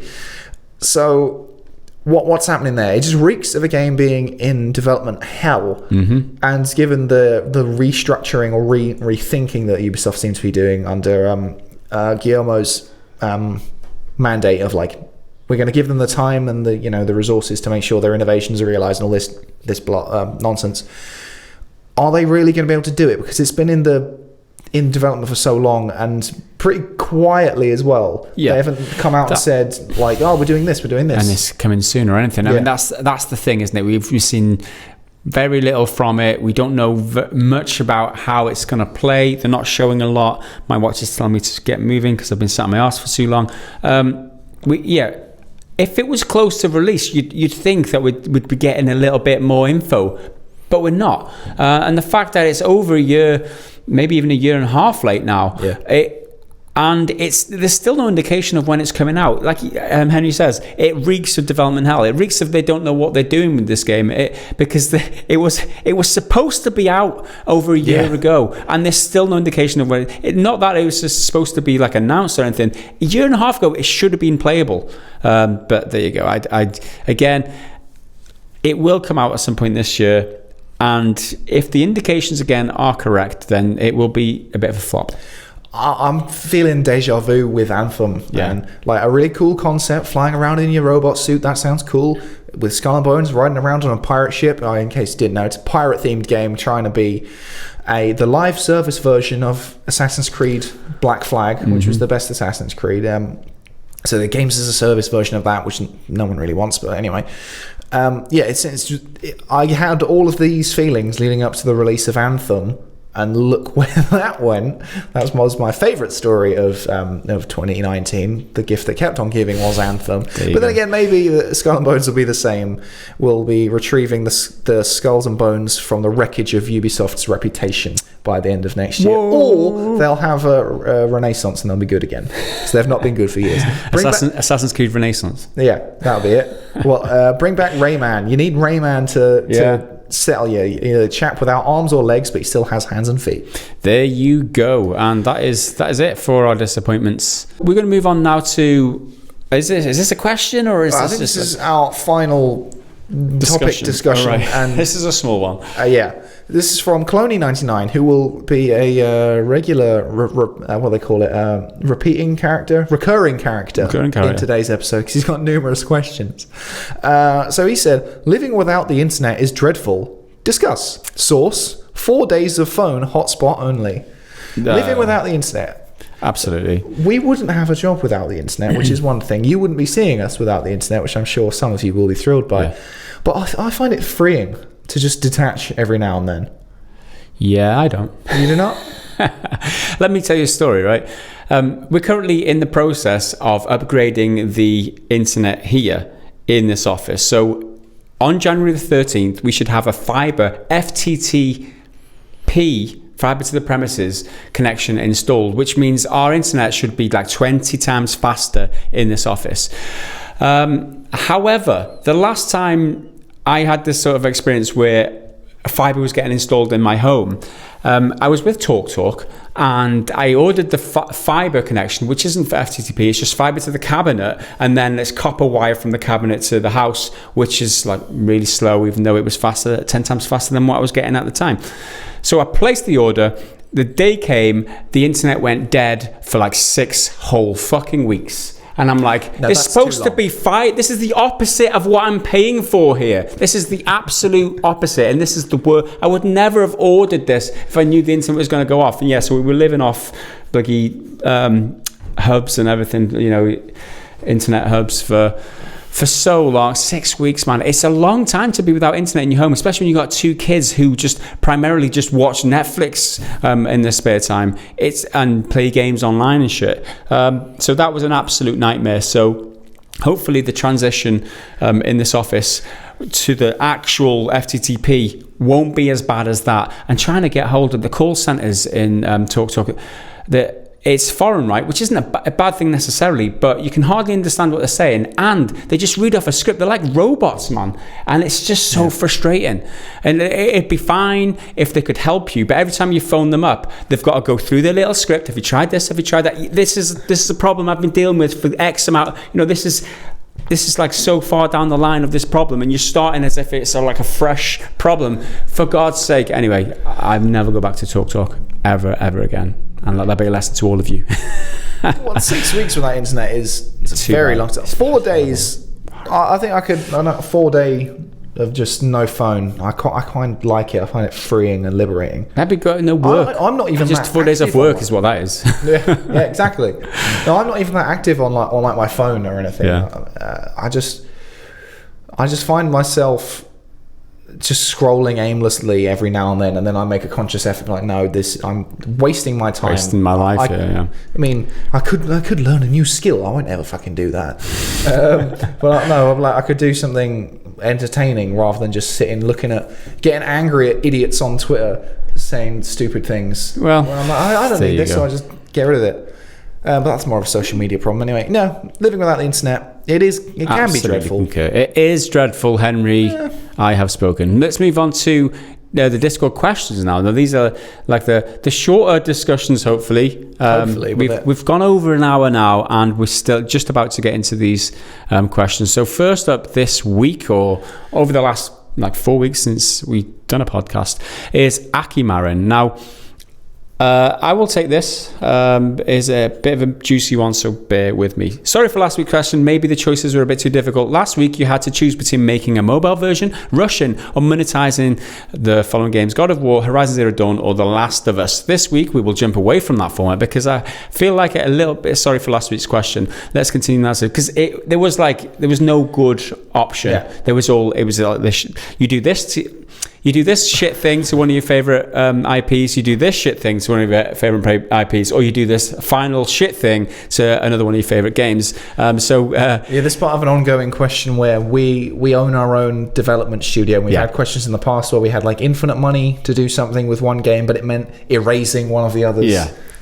So anyway, this week you have to tensions were rising high. The board meeting was not very pleasant. Gaz even considered to retire at one point, but he didn't go through with it. The fans are not happy, but hey, the sales are high at an all-time high. Who cares about complaining fans, and the people keep paying, right, EA? I feel like I need to wear a tie for this, get all corporate. This week you will have to decide a direction for your studio to go in. What do you value more, money or fans? Quick recap. Goliath Studios launched a great successor in the Elder Scrolls franchise. They also released a new Limbo/Inside game together with Coop Corp, the studio that bought you The Witcher 4. Goliath Studios decided to release a new God of War, which feels rushed, while Coop Corp released a mobile version of The Last of Us, got the same treatment, but vice versa.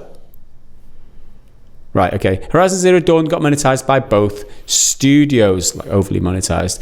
I've just clicked something and there we go. You can choose to save one of last week's franchises, fixing the issues and restoring the faith of your community. You can either choose to remove the monetization, fix the rushed game, or make a decent console/PC version of the mobile game. These options are all optional, and you can do all of them if you'd like, but there's a drawback. Restoring a game will lose you a great amount of profit. If you restore all the games, you will have let some of your employees go, as stakeholders don't agree with this and decide to withdraw. Your company will shrink.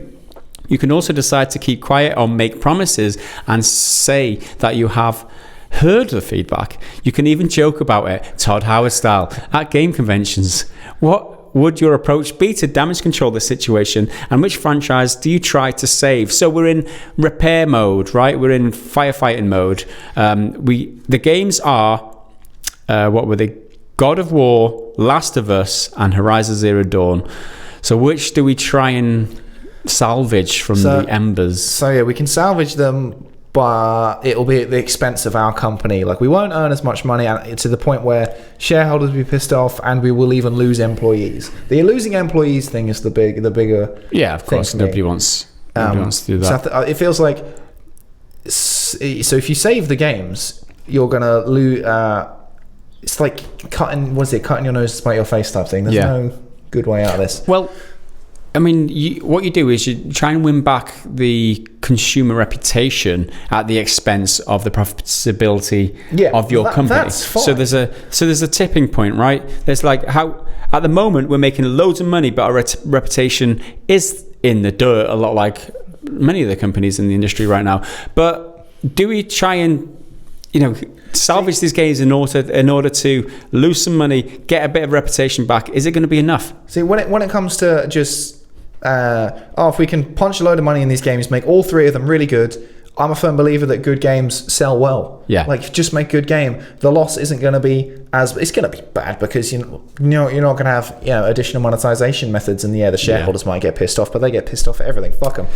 My solution would be to just cut my losses with these IP and start a new thing. Just do something fresh, do something new, try again. You try something, it didn't work, try something else. I think. So you'd abandon all three? I would abandon all three. And these, the thing with IP is that, at one point, none of them existed. They were created from nothing, right? And you could do that again. I'm a strong believer in the power of potential. Mm-hmm. So let's do that again. Let's make even better IP than these three games. We can do that. So if that inspirational speech didn't save you everyone's jobs, then I don't know what will, because everyone still keeps their job. No, I think I'm gonna save some of them. I could even save all of them, with the caveat being that the people I'm firing, I'm going to use my industry contacts, because my fucking name's on the company door. I'm going to use my corporate, mingling to hook them up with jobs in other studios. So I'm going to give them a glowing letters of recommendation. Mm-hmm. Nobody's going to care about that. Everyone's going to berate you in the media. Oh, I don't care. You don't care about It's about good games, damn it. It's about good Fuck the media. The media are wrong about everything anyway. If we were the PR people for our companies, we'd just say, fuck the investors. It's about the games. It's about the games. Actually, you don't even have to say fuck the investors. You just have to say, we're going to make great games. That'll please the fans and the investors. So I'm not going to try to over monetize it. We're just going to make a great, awesome game and focus on that. Not focus on these people or them people. They sit there, we're going to make great games. How are you going to do that? We're just going to do it. Yeah, but how? We're going to make great games. That's how we're going to make great games. We're going to make great games. Great people working in a great position, in the best positions, and we're going to facilitate them, and they're going to make great games. Yeah. I think. I'm going to revive. You're going to let them all burn and start new. I'm going to revive all of them. And sack half your workforce. Well. Yeah. Because I'd like to see what tomorrow next week's question is going to be. They'll come along and they'll formulate, like, if I lay... And be a competitor. They'll grow a competitor against you. Yeah. And they'll make better IP. You'll be with your old shitty burning IPs. And it'll force us to be better. We will make each other more competitive, and we will thrive off each other, because they're going to set up their own little indie studio. And in fact, I've got loads of money because I'm still a corporate business owner. The business might not have that much money, but I personally do, because chances You've siphoned all that away. Exactly. You've done Randy Pitchford and just taken a huge bonus and just stuck it into your personal account. Personal magic company.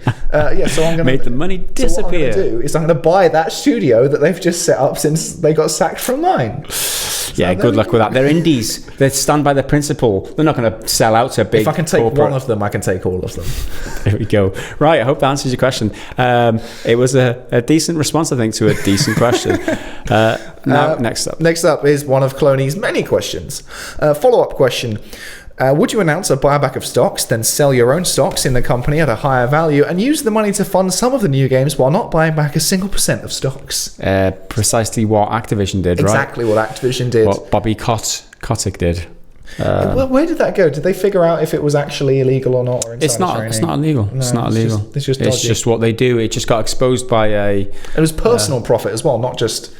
corporate. It wasn't Activision making that much money. It was him making that that's much it. money. Like, he announced as a professional, he announces that they're going to buy back all this stock, and stock prices rise as a result. And then the very next day, he sells off loads of personal stocks and makes a shitload of money, millions more dollars than he would have made the day before he made the announcement, and then just doesn't ever buy back the stock, and so doesn't follow through with his professional promise, and just personally just jumps on his yacht and sails away like nobody will notice.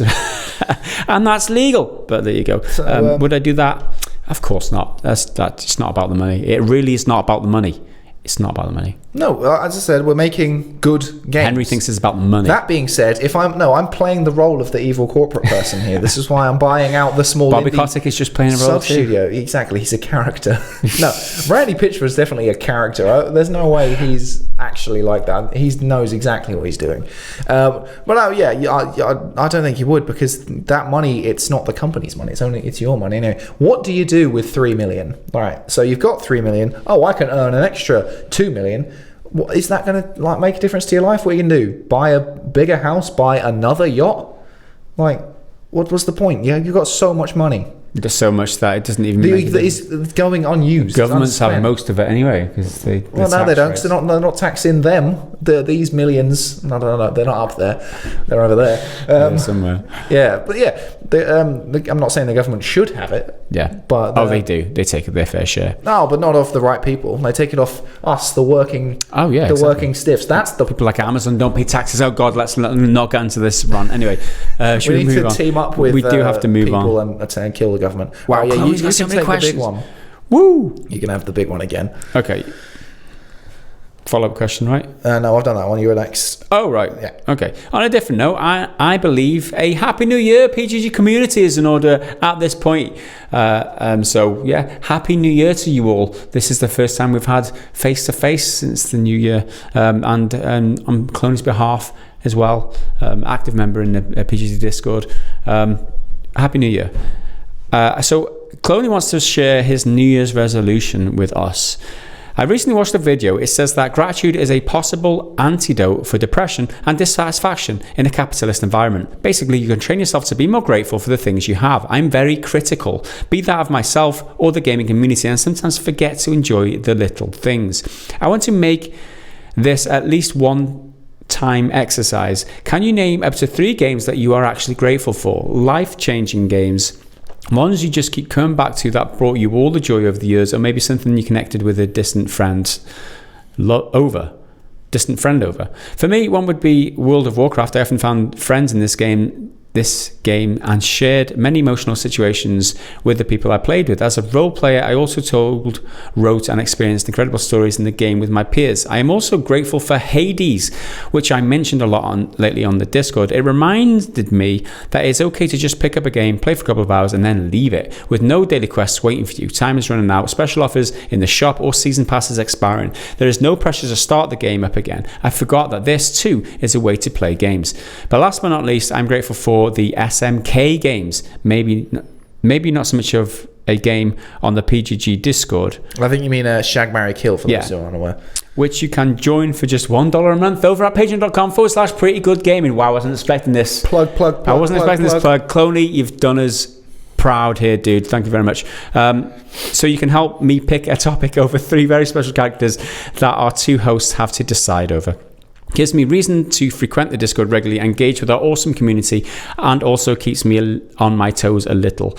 Gee, that was a long read. Thank you for reading this. Well, I think that is it. I think the things you got to be grateful for are the people that have had the effect on your life, and like gaming is a way into making connections with other people. And you mentioned here World of Warcraft is one because of the times that you've had with other people, and the PGG, you're grateful for the people that are on PGG that you get to interact with and things like that. So yeah, I mean, in terms of that, that's one of the... I remember Earth and Beyond or something the name of the game was, and it was an online multiplayer game, and I was just minding my own business, and I happened across this one guy. I didn't know what the fuck I was doing, and we got chatting in the game, and he helped me out no end, and I was like, oh my god, people out there in the real world are actually quite nice sometimes. And it was like, wow, it's one of those moments that sticks with you because you make a genuine connection with somebody.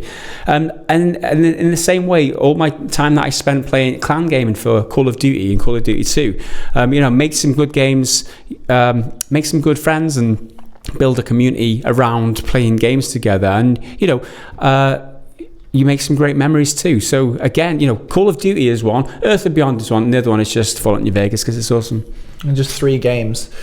Well, if I was to go 3 games, I'm not sure if that's easier or more difficult than doing 3 non-games.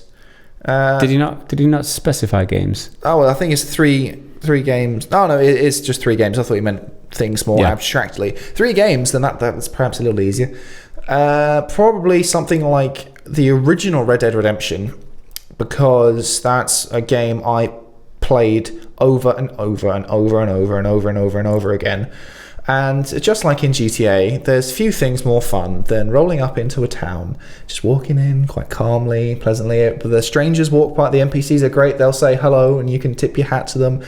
And then just unleashing hell on those poor people and killing every single one of them, and outlasting the police until they stop sending police at you because they've run out and they need to send a few more. There's few things more fun than that. But more importantly, it's I played online on that a lot. Well, online, but in like a private session, just me and one of my mates, completely alone in the world, and we would just do dumb shit. We'd do it all the time. And the same friends, and so my next game will be Gears of War 2, which is my favourite one. Because we played the multiplayer in that all the time. I think we finished Horde together, which took so long. That took a very long time because there's this one particular map and we'd always play it and we knew everything about it because it's a very simple map. There's a big hole in the middle and you have to go around the outside. So those are my 2 like multiplayer social games, and that's mainly with one specific friend. He doesn't live near me anymore. He lives back in my hometown. We still meet up every now and then. But he was a very good friend of mine, even though we're not so close anymore. The next game would probably be something... It's probably a toss-up between The Last of Us and God of War, both for very similar reasons, in the sense that they're both games that like elevated what I perceive to be like video game storytelling, specifically in a video game. Because there's so many games with amazing stories, but I'm like, I could take that, and I could put that in a TV show, or I could take that, and I could put it in a movie or whatever, and it would still narratively be fairly untouched, even though most video game translations to movies are terrible.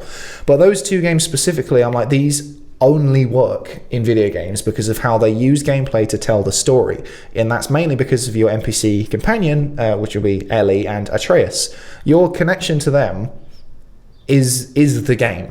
Like, the plot of The Last of Us is so simple. It's take the girl from here and get her there. But what happens is you learn to love her. At times you kind of hate her because she's really kind of reckless at times. And then you learn so much about Joel. He's beloved, father figure, but he's certainly not benevolent. He's a really horrible dude. Same with Kratos and Atreus. Kratos is there for his boy, but he doesn't know how to be compassionate to him. But you learn that as he learns that while playing the game. And I think that's so important for video game storytelling, to use the fact that it is a video game to do it. Death Stranding did it as well, which is why when people say Death Stranding should be a movie, in terms of the plot, but the storytelling doesn't work the same. And that was kind of a long-winded answer, but I think it sounded quite profound and intelligent. No, so you definitely sounded that. I think we're probably done there. So I'll go Red Dead original, Gears 2, and The Last of Us / God of War. There you go. Thank you for your question. I'm lost where we are now. So you next. I think I've got another little one again from Cloney, and I think we've got another two after this. So you've been waving the flag. Here's a question. Here's a podcast question. What did you get for Christmas? Did you get anything in particular that you really liked? I had a very small Christmas this year. I've got quite a big family, and it was quite small scale this time. Yeah, when you get to my age, it's more about the kids, isn't it? But what I did get was a nice, awesome new frying pan, which I appreciate because there could go mistakes in it. That's the most like Samwise Gamgee from Lord of the Rings ever. Like Frodo, he'd get like a nice map or a book, and so you've got a frying pan. Yeah, that's true. No, I get it. I think my wife went with the theme, and she bought me loads of cooking stuff. Oh well, yeah. Because I do most of the cooking around the house, so it's like I got the apron. Is it a funny apron? I got the dad jokes. Is it a funny apron where it's got like boobs or something on it, or is it just say like world's best chef or something stupid? Yeah. One of them. One of them, okay. It's one of them. And I got a spatula and whatever, I don't know. What about yourself? I don't know, because I didn't really ask for anything much. And normally my mum's up my arse about it. It's like, well, I need to get you something. I'm like, well, just whatever.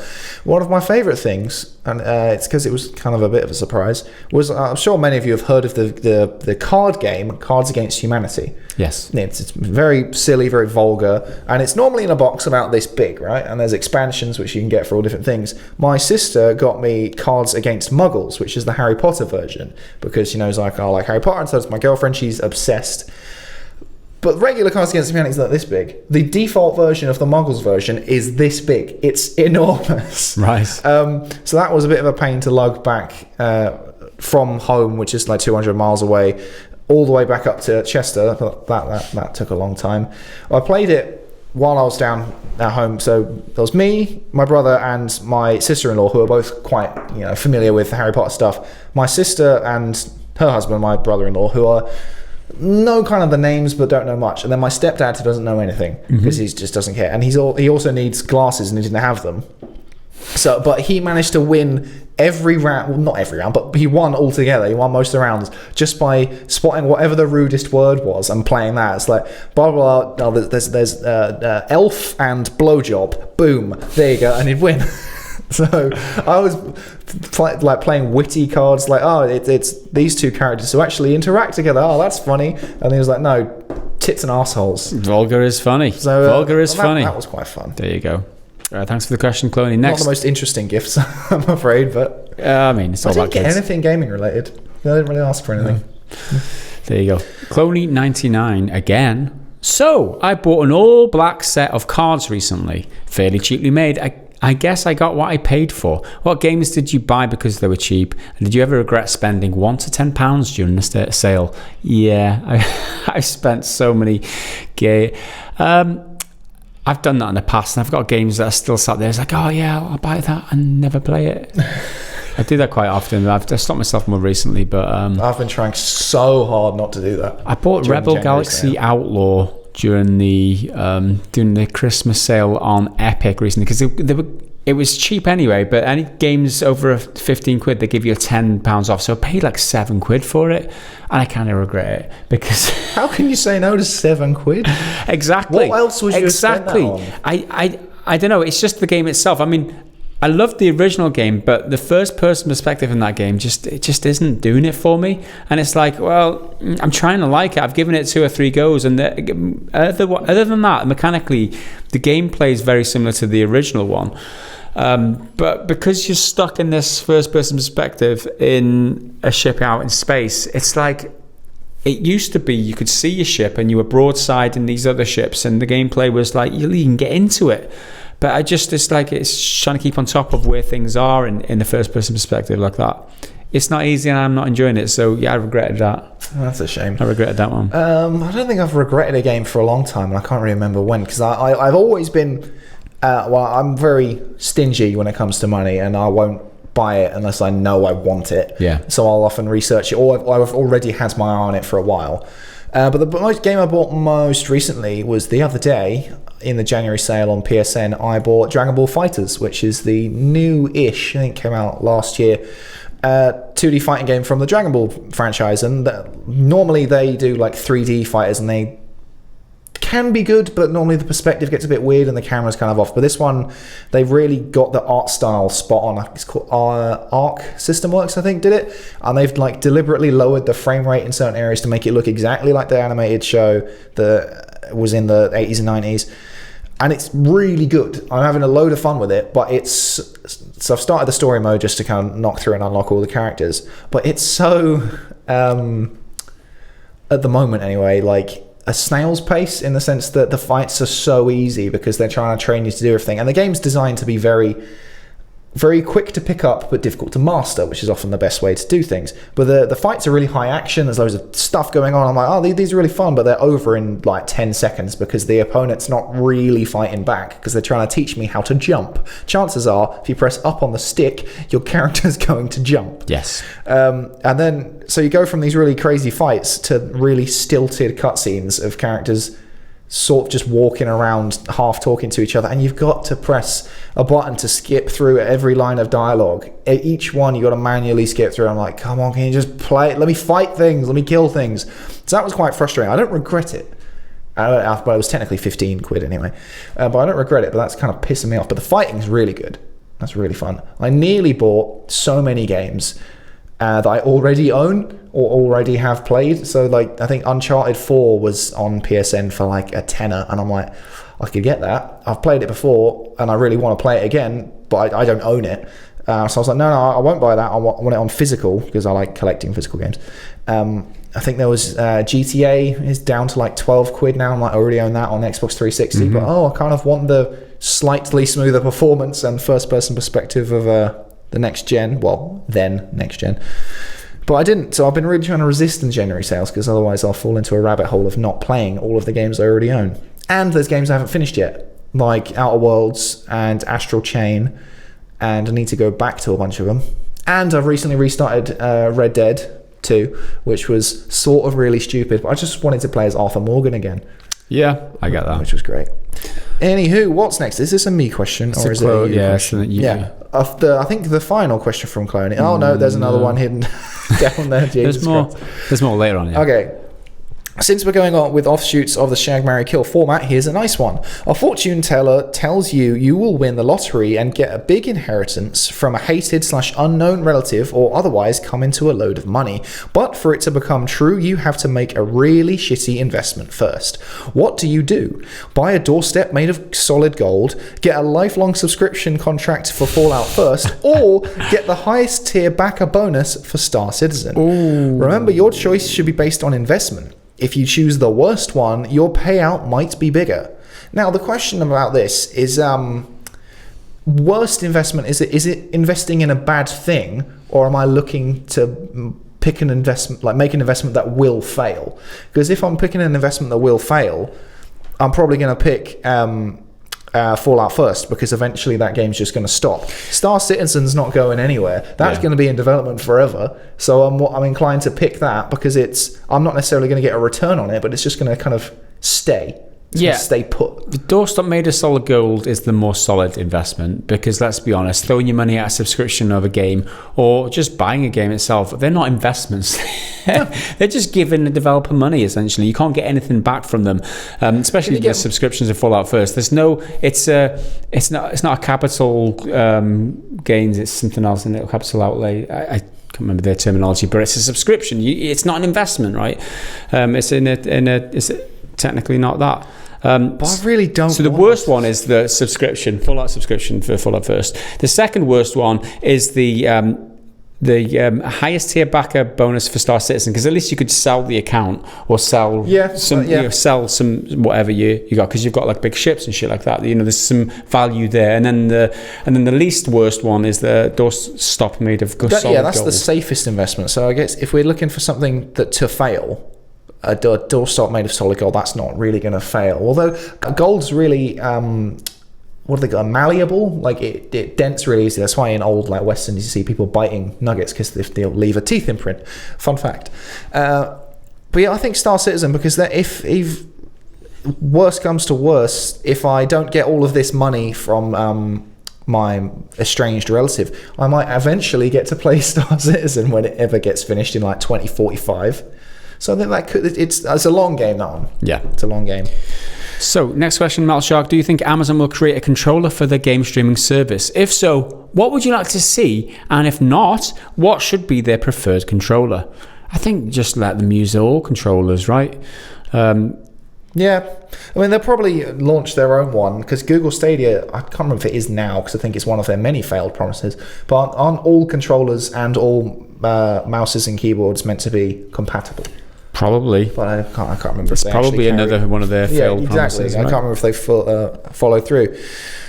I'd say just make it easy. Yeah, just make them all. They have to let you use all controllers, right?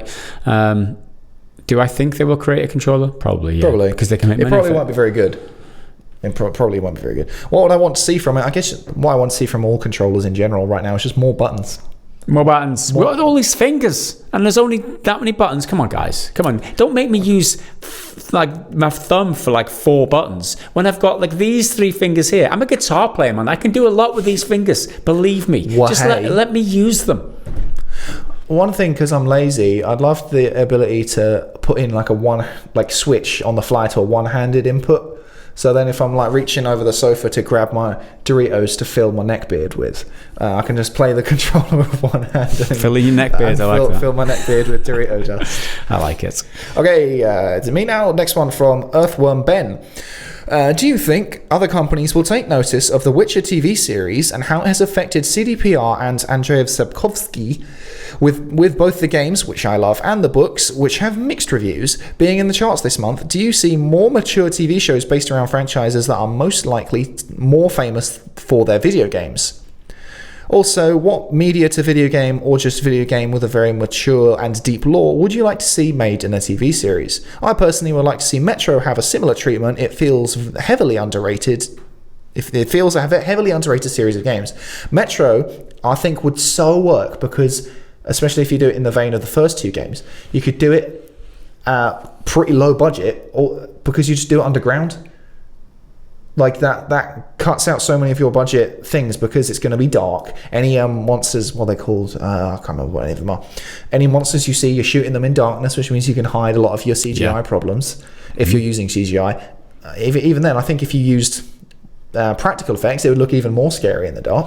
I think a Metro show, a really low budget thing, would be really good. And you're right, with in terms of the theme and like how gritty and dark the game is, it's like exactly what The Witcher is doing, because it's kind of like Game of Thrones, but it's not, because you've got the bard in it and he's like the light relief and there's a lot more comedy, I think. Yeah, it's a lot lighter, but I do love the Witcher TV show. I do really like it, and I think there should be more TV series like that. So what media to video game or just video game with a huge, very mature and deep lore would you like to see made into a series? A TV show. Well, let me skip this let me turn this question around. And there's a TV series that I would love to see made into a game, and that is The Expanse on Amazon. That is one of my favorite sci-fi shows. I've just watched. It's been on my list for like a year. I've just watched the end of season 4 or season 5. I can't even remember. It wasn't the strongest season, but the lore of that universe is so strong. It's based on a book, and it's basically centered around the solar system, with Earth being one faction, Mars being another faction, and the Belts being another faction. So that's humans who have emigrated and moved to the outer part of the solar system, where the asteroid belt is, where they're mining. So they're like a industrial type of people. And the Mars are like a very much military type of people. They're all humans, but they're obviously moved out into the solar system. And then you've got Earth. So there's 3 very strong factions there, and they're all, and there's wars in between them, and there's like espionage, and there's a lot of shit going on diplomatically. And in between it all, you've got this main character, James Holden, who's just trying to tiptoe around. It's a bit like a buccaneer type of a character who's just trying to stay out of trouble with everyone, but he's got a crew made up of people from the different factions. It's a really good show, and it would make a really good game, that's for sure. That's what I think. Yeah, I'm not very familiar with The Expanse, but it's one of those that's been sitting on my watch list for a very long time. What's another good game that would translate well? Pretty much all of the internet has been clamoring for a really good like Halo or Gears of War blockbuster action kind of thing, because that, again, you don't have to, especially Gears of War, there's in terms of like character depth, there's not that much. There is if you go looking for it, and the games have a lot of like flickers of it, but most of it is big burly dudes doing big burly dude stuff. Yeah. And what's the guy, the wrestler, Dave Bautista, is desperate to play Marcus in live action in some way. That's why he's in the game, which is awesome. I'd love to see that, and again, it's a mature thing because it's very, very violent. And I think that'd work, but a movie more than a TV series, I think, because it'd have to be quite high budget because of the Locust, and they're basically aliens and all the different. It's a very graphic thing, so there'll be all the blood effects and all that crap. But I think a feature length Gears movie would just be so good, or it probably won't because most of them are shit. Yeah, I mean that's the thing. You need something with a lot of lore, right? That makes a good TV show or a good game. It needs something very deep. So I mean, any book, any game, or any TV show that's based on a book is always generally really, really good, in my experience. I'd love a Days Gone TV show because it's basically Sons of Anarchy cross The Walking Dead. That's what it is. But I want more Days Gone content altogether, to be honest. That's a good shout there. Okay, moving on. We've got another question from Cloney. The final one you'll be pleased or not pleased to hear, depending on how much you like Cloney's questions. Another YouTuber said the nudity in the Witcher TV show was too much and probably done for shock value like it was in Game of Thrones. I appreciate media being adults about nudity and not making a big deal out of it. Fantasy settings are often adjacent to Middle Ages, and people just pulled down and shat on the street back then. Nudity is not that big of a deal. Do you think it was too much? Do you believe it was due to the mature way the games and books handle a topic, or was it played for shock value? I think someone's just being a pussy. Yeah, I've tagged Earthworm Ben's. It's not really so much of a question, it's more of a comment on the NT, because I think it's relevant. Maybe Game of Thrones actually made it so adult content was more than just pornography, and I think that's it, because it's not people just having sex. If you don't like the show, just don't watch it. If you don't like tits, just don't watch it. I mean, I get it. I get it. Some people are a bit less outgoing, a bit more prudy, right? When it comes to stuff, they don't like nudity and shit like that. And each to their own and all, but it's not. They didn't do it for shock value. They just know that people like boobs. They know that people will watch if there's boobs, and obviously Henry Cavill's in it, so he gets his shirt off, so women watch that. They just know a good formula. It's all about formula, and it's not about trying to shock people. It's about knowing what people are attracted to, and the naked body is one of those things. Unfortunately, if you don't accept that humans like naked bodies, then just go back to your church and pray for God to save your soul because you've sinned or whatever. I think People were doing it for years before Game of Thrones did it. Game of Thrones is just the biggest show in the world, and that was then more at the forefront. There was a lot. I think Game of Boobs was one of my favorite games that I used to play with my wife. It became unplayable towards the end. They just stopped showing up. They did, yeah. It was a shame. All these damn actors with their dignity. One thing about The Witcher is it's not always done like sexually. Yeah. Like there's one scene where she's having something horrific done to her, but her tits are out. Yeah, exactly. It's like, and it's like, I'm not sure if I'm into this. Well, that's the thing. You're not really kind of supposed to be aroused by it. You're meant to be like, oh, she's naked. Oh, okay. That's not what I want to see. And then she's possessed, and she's doing some sort of. She's casting some sort of spell, and she looks like she's a demon, but she's got her tits out. So she's like, I'm not sure how I feel about this either. Her boobs are basically never on show in a sexual, when she's having sex manner. That's true. It's mainly when other magical mumbo jumbo's happening. But nudity is a complicated thing in media, and a lot of people are too scared of it because if they put it in, they're objectifying, but if they don't put it in, they're not empowering. So it's a catch-22. So if you're a creator and you want to put a sex scene in, do it. Obviously get consent from your performing actors, but make what you want. Stop having a go at people about it. Yeah, there you go. I think this is our last question now, right? And this is just it was a prompt from not That Rob Lowe. So he's been hitting us with a question every week, which is our favourite game from the year of our birth and then going up in the years as the show progresses. So now we are on year 14, which took me ages to figure out, and I even had to go back and look at last week's podcast notes to find out which one it was. So my year was 2009. So I had a number of good games. You're 13 turning 14 in this year, 2009. Yes. This is the game that you enjoyed the most from that year. It's arguably my peak gaming period. It's probably my peak multiplayer gaming period, I'd say. I'm probably playing more now. A game like Call of Duty Modern Warfare 2, a lot of people consider to be the last hurrah of the Call of Duty franchise. Assassin's Creed 2, which is amazing. Left 4 Dead 2, Uncharted 2, a lot of sequels here. A lot of twos. Hold on. Halo 3 ODST. Halo Wars, which loads of people hated, but I thought was great. Red Faction Guerrilla. Shadow Complex. Prototype, which was brilliant. X-Men Origins Wolverine, the best movie tie-in there is. So there's a number of good ones for very different games, very different reasons. But my favourite is Batman Arkham Asylum. Up until recently was the best comic book video game character translation thing, a video game based on a comic book. Spider-Man might have edged it out just because of how fun web swinging feels. It's hard to beat it. Arkham Asylum was incredible. It changed the game in a lot of ways. Every game tried to be Arkham Asylum. They all ripped off its combat system. No one has quite done it as well as Arkham, the Arkham games. And a lot of people say that Arkham Asylum is the best one in the series. I disagree. I understand their arguments, but as I've said many times on this podcast, Arkham City just took the franchise exactly where I wanted it to go. It just made everything bigger and louder and better and more of what I wanted.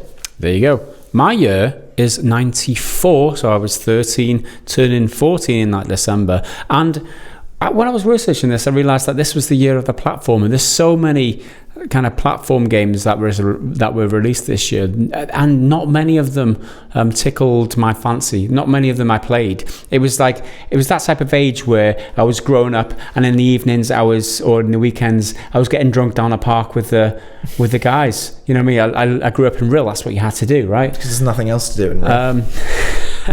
So I didn't do a lot of gaming this year, apparently. The one I picked out, though, was Theme Park, the original Theme Park, made by Peter Molyneux. It's the second time he's appeared in my best game with best game on this segment, made by EA and Bullfrog. So, good old Peter Molyneux, bullshitter of bullshitters. Yeah, you picked a Peter Molyneux game and an EA game. What is happening? I mean, it was back in the day, back when both were reputable. Theme Park, it was a great game. It was a great game. Anyway, and that rounds up our questions for this week. We're going to move on now to our favourite YouTube comments of this week, or last 4 weeks since we last made a podcast. And first up, we're going to do the Triggered Fanboy Comment of the Week, but this is not quite Triggered Fanboy Comment of the Week. So this is called the not quite triggered Fanboy comic because they couldn't find a triggered one. We've been keeping people happy recently, Henry. Yeah, we got one guy who isn't quite triggered, but is kind of triggered, and he is a fanboy. So N7 Avenger commented on our discussion video yesterday, I believe. I think it was that one. I disliked the video just because you called Last of Us a zombie game. Get your shit together, PGG. How dare you, Henry, call The Last of Us a zombie game? How dare you call it a zombie game? You know anything? Forgive me. Am I supposed to call it a freaker game? Am I supposed to call... No, a clicker game. Clicker game. Am I supposed to call Days Gone No, I apologised. I said, how dare us assume that there were zombies in the game? No, we're totally right. Or should we call them the more politically correct way? Are they undead? Mortally challenged? Mortally challenged. Mortally challenged. Mortally challenged the people too. They've got rights. No. Yeah, that was funny. He said I was like, come on. Disliked the video. He hit the thumbs down on the video. Oh, don't be a dick about it. One of 29 people to thumbs down the video just because I said Last of Us is a zombie game. Of all the things to get peed off about. Because it is a zombie game. It's a game with zombies in then. What the fuck? What's the difference? A zombie game or a game with zombies? Like, they're both the same thing, right? They bite people and they die and they come back to life after they're dead and they're all like rotten and horrible. Yeah. They're zombies, okay? Like, anyway. They might have mushrooms growing out of their faces, but they're still zombies. Dear, oh dear. I'm more triggered by that fucking comment than he was triggered by my comment. Yeah. Have you got a comment? I've not got one good to go, but I know there's some out here. I just need to find them. One of my other favourite comments from this week was from a username of Snidebark, which in itself is a great name. I've never noticed before that Gareth resembles Jamie Bell. I'm not sure I see it. Jamie Bell's the guy who does... Billy Elliot. Billy Elliot, right? When he was like 10. I resemble a guy who... I mean... It's like a B-lister. To be fair, he's not a very good actor. He's not a bad-looking chap. He's quite short. He's quite short. Is he? Yeah. And you're reasonably tall. Thank you, Henry. Set the record straight there, No, I only said reasonably. Reasonable. Within reason. Within reason, you're quite tall. I mean, he's got a really attractive wife. That's Jamie Bell. Does he? Yeah, Ms. Bell. Yeah, Ms. Bell. Yeah, it's the woman out of House of Cards. The reporter woman who, spoiler alert, dies. Gets killed. It's a hell of a spoiler. Spoiler alert is a waste of time at that point. Spoiler alert. Yep, dies. Anyway. Okay, well. Yeah, if you've not seen House of Cards, you're not going to watch it anyway because of Kevin Spacey. But he's back now, isn't he? He's been tweeting weird shit. Everyone hates him. Everyone hates him. Right, well, there's numerous comments about the same sort of thing, and it's a lot of I'm actually responding to like it's an I'm actually circle jerk.